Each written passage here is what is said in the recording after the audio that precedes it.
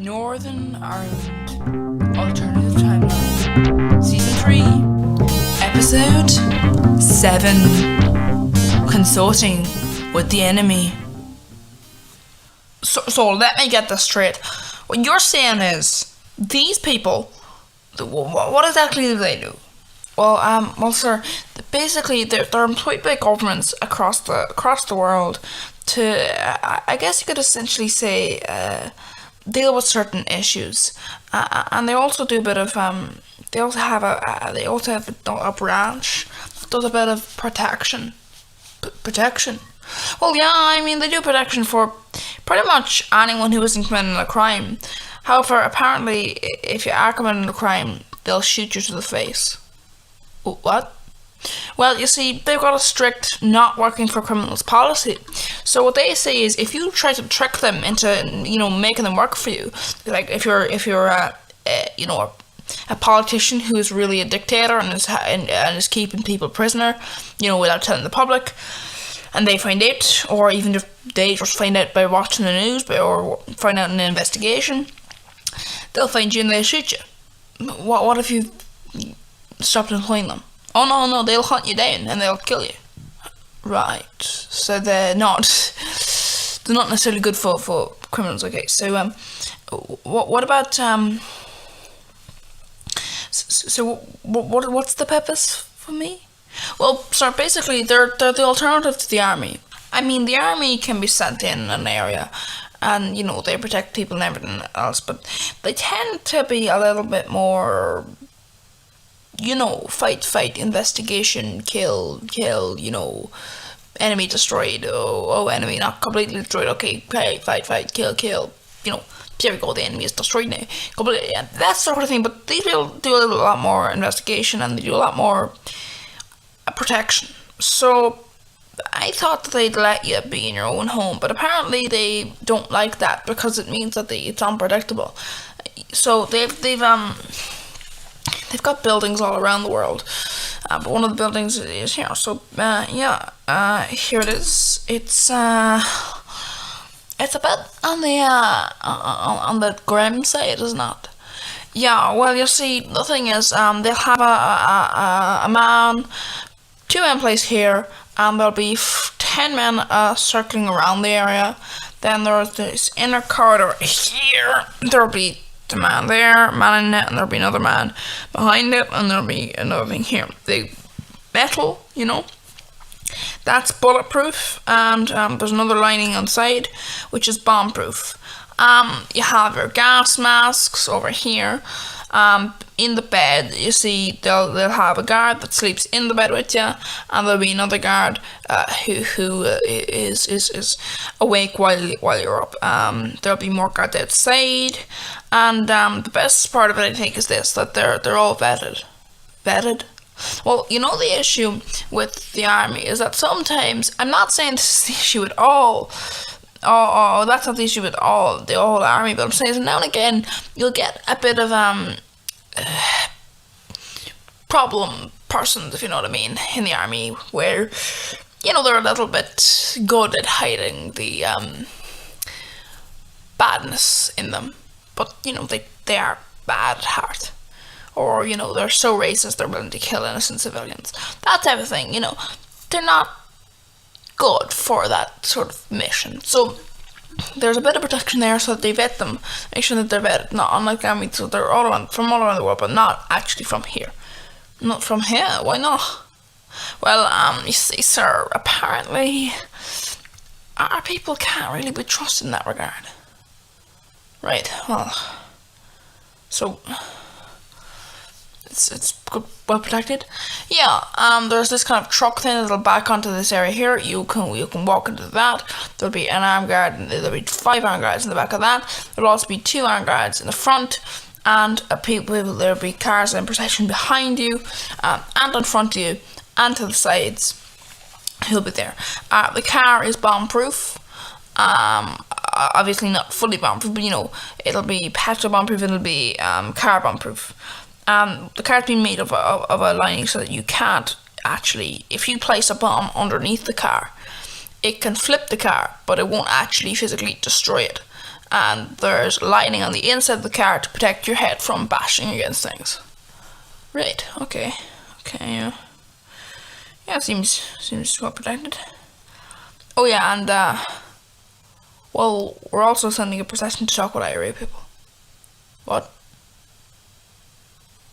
So, what do we have here, eh? I don't know what you're talking about. What's that? I was talking with him before. So what is it? What do you want? Oh no, we're just having a little bit of a talk with some of the political leaders. They want to have a little discussion with you. And of course, we'd like to keep it secret. So, well, I'll make sure that if you have a bit of protection for myself, you know. Anyway, point is that, you know the way sometimes, you do a bit of the police's job for them. You see, we have to look a bit compassionate, you know. So, if we catch someone drug dealing, and I'm talking not small drug dealing, I'm not talking about a teenager or you know, low-level fella who, you know, he's not really doing much. You know, he might be doing a bit of harm, but, you know, he's in pretty deep himself. But I'm talking about the big fellas, you know?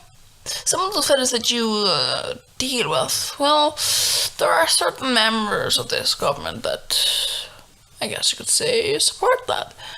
Now, the one problem is that they don't support is you replacing them. Because, you see, here's the thing.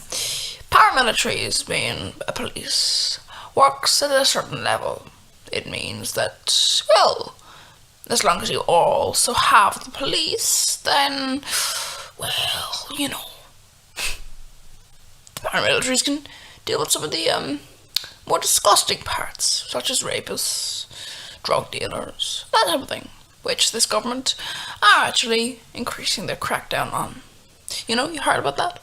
Rapists get a life imprisonment now? What? Yeah, obviously that's not really any competition to your, but here's the thing. The drug dealing is a bit of an issue. Because, well, yes, you could say you're safe. You're perfectly safe. No one's gonna hurt you. Except here's the thing. You might want to know something. There are certain things that are allowed by certain people. Not allowed in public, not allowed in the public eye, but deep down they do allow them. Such as some of your actions. But however, others of them, like your source of income, for a lot of your things. I'm obviously, I don't like what you're doing either, but I'm saying is your source of income is also pretty shit. I mean, can you understand? People don't mind it when you kill high-level drug dealers, but they do mind it when you become those drug dealers. Because, see, when you do this, it looks to a lot of people like you're just sort of the same thing. And that's sort of the point, because now we're not really offering a sort of situation, because we're no longer putting the hands of the likes of you in the police or the army.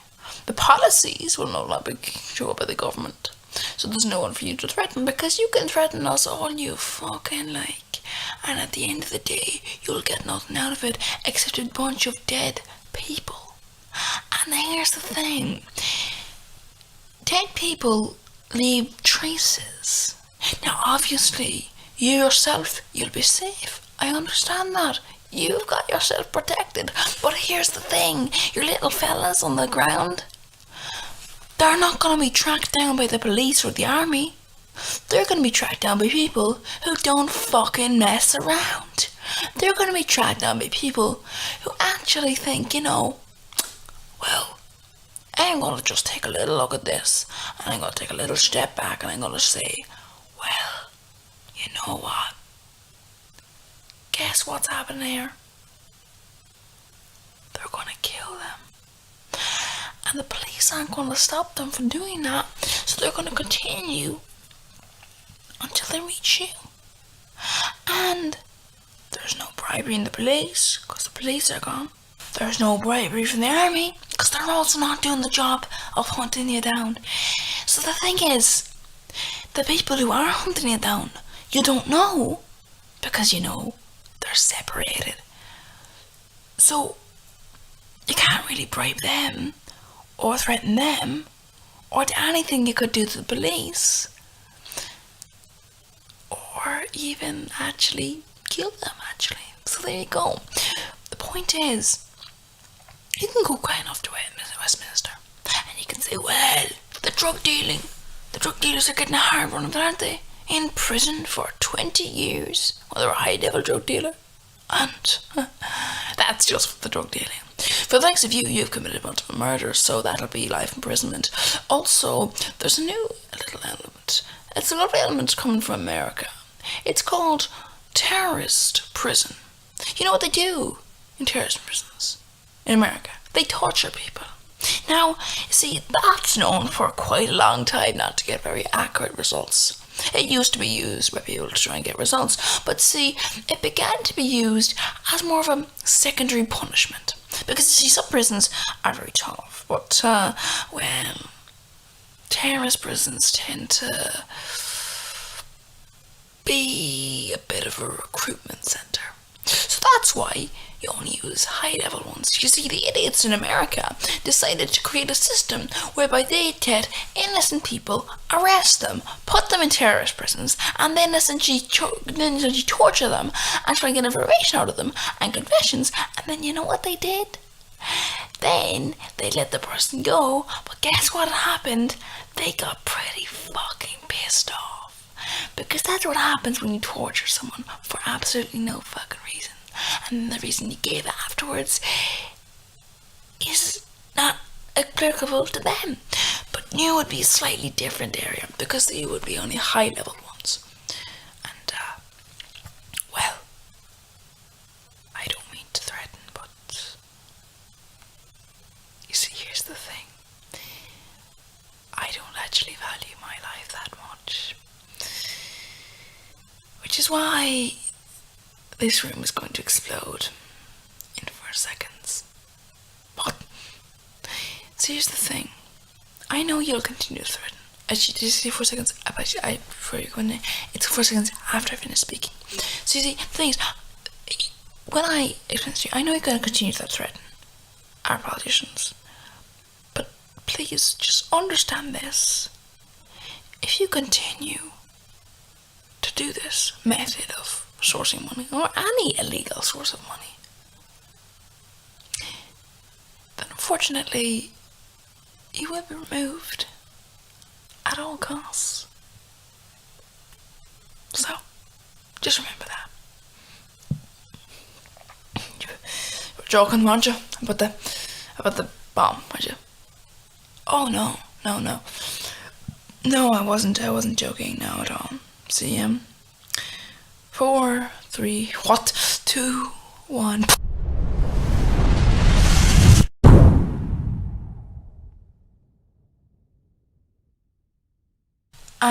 Sir?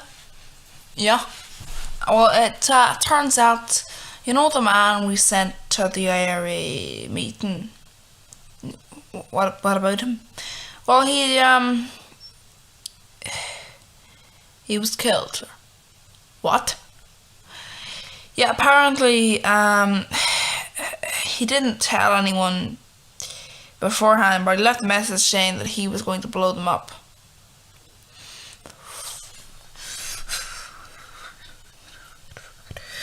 No. Why would he do that? Why? Well, apparently he doesn't like the way that they source their financing. Well, some of their financing. Obviously, some of it comes from donations, but it's they don't. The way they're not always the best when they come to the sources of the finance. Yeah, I think I know that.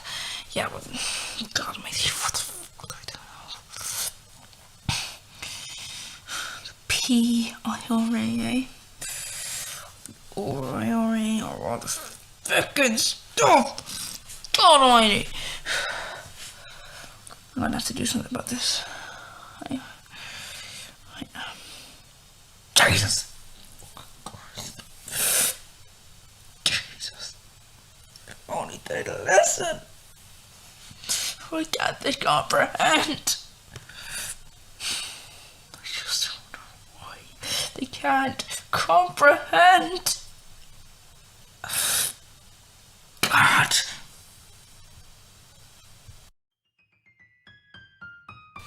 Thank you for listening to this Smithco fiction political show.